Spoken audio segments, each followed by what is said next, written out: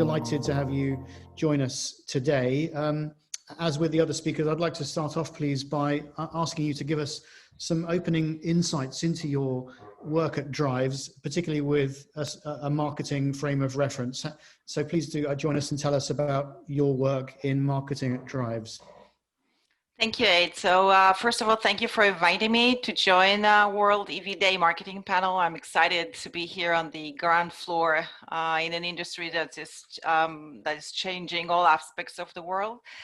So just a few words about Driivz in favor of those who don't really know us. So Driivz empowers major service providers that aspire to take a more significant role in the e-mobility landscape with a market-leading end-to-end EV charging and energy management software platform. And since founding Driivz, our core focus was on providing digital software platform to major players in the EV domain, like charge point operators, e-mobility service providers, utilities, and gas and oil, and basically enable them to provide EV charging services to their customers. Currently, the Driivz platform serves as, you can say, the operating system for the largest EV charging network operators around the world, managing tens of thousands of chargers, hundreds of thousands of chargers with roaming over 21 countries throughout North and South America, Europe and Asia, including global industry players like Centrica, EVgo, Iladin NL, ESB, and more. And I think that from a marketing perspective, I couldn't agree more with what Amber said earlier, that I think that there's a critical role for us as marketing guys to build awareness and educate the market, not just from an EV driving perspective, but also from EV charging perspective, because I think that there are a lot of anxieties from this perspective, but because people don't know enough about the chargers availability and what they can expect when they are speaking about charging experience. And it's our key, and we are here to better educate them and on what's possible for them, and get this perceived risk lowered. Thank you very much indeed, Roni, for those opening thoughts. So, I mean, your work primarily is, I assume, to communicate to other businesses. You're a business-to-business company, but you've touched on a number of issues there in relation to wider consumer education. Do you touch on that at all in your work? So I do believe that our B2B marketing messages, I would call it, are also always in mind of a B2B2C. I mean, we're always look at the end consumer or the end customer of our customers. For example, there seem to be a range of anxieties stopping people from buying EVs right now.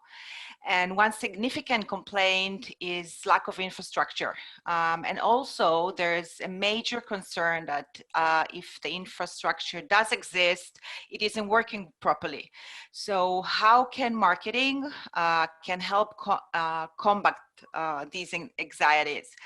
So when I'm building our marketing messages, this is always in mind for me. And yes, we are seeing an exponential growth in the number of EVs on the road, and we expect more than 100 million EVs by 2025. But the EV charging infrastructure needs to accommodate both growth, as McKinsey, for example, projects 42 million chargers by 2030. But there's also a wide range of charging behaviors we need to address.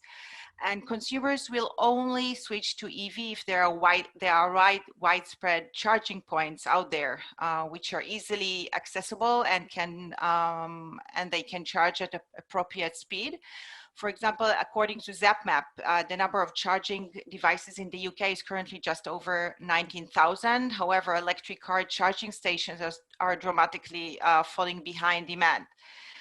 So obviously, in order to meet market demand, a significant investment in charging infrastructure is still needed. Having said that, EV drivers need to know that they can charge anytime, anywhere, and EV charging operators and eMobility service provider can accelerate their market leadership by both growing their charging infrastructure, but also delivering an exceptional charging experience. Drivers really need to know that the technology is in place to ensure network stability, and the tech is there, the technology is there, but I guess that there is still a way to go from a driver's awareness perspective. And what I mean is that we as marketing need to convey messages that will lower the perceived risk and address the range anxieties. And our marketing role here is to ensure that EV drivers pre and post purchase are they fully understand what they're getting and what they can expect. Thanks very much, Roni. And tell us more about your kind of core work in marketing, which I guess is talking to leading businesses, charging infrastructure businesses, and other similar businesses. What's your challenge in terms of communicating your work to other businesses in the e-mobility sector? I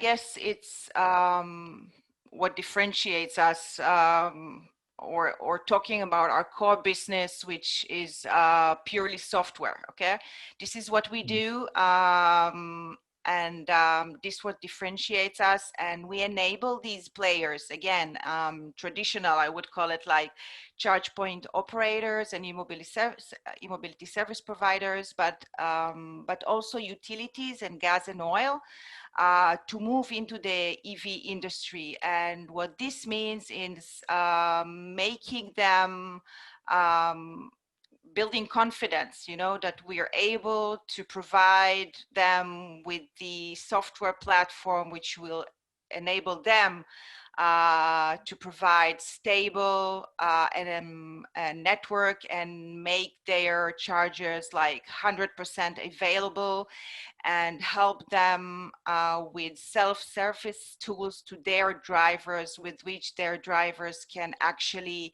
ensure they know where the chargers are, and and ensure that the chargers are up and running, and they don't get into a situation in which they get to a charger and it's not working. So ensuring that these players basically understand the technology which is now in place, which will enable them, again, to optimize their operations, monetize their networks, make money out of it, right? This is what we're here for, and provide their drivers with great digital experience, which they all expect. Very good. Thanks so much indeed. I'll open up to some questions from our online audience now. So Penny from the United States asks an interesting question. She says, it seems that your work is communicating a kind of life support system for the charging infrastructure sector. Is that how you perceive it? Yes, so life-saving is a very interesting term to use. We call it a back-end system, okay? So basically the end customer, the EV driver, does not know that this system is powered by Driivz. So basically, yes, we are providing our software platform to the EV ecosystem players, as I mentioned earlier. And they are using, for example, our platform to to provide self-service tools like mobile apps or web portals, which contain all the information that EV driver would need, like a charger availability and spots of interest. They will be able to navigate to a charger. They'll be able to see what the transactions are, their billing history, and so forth. Very good. Thanks for that.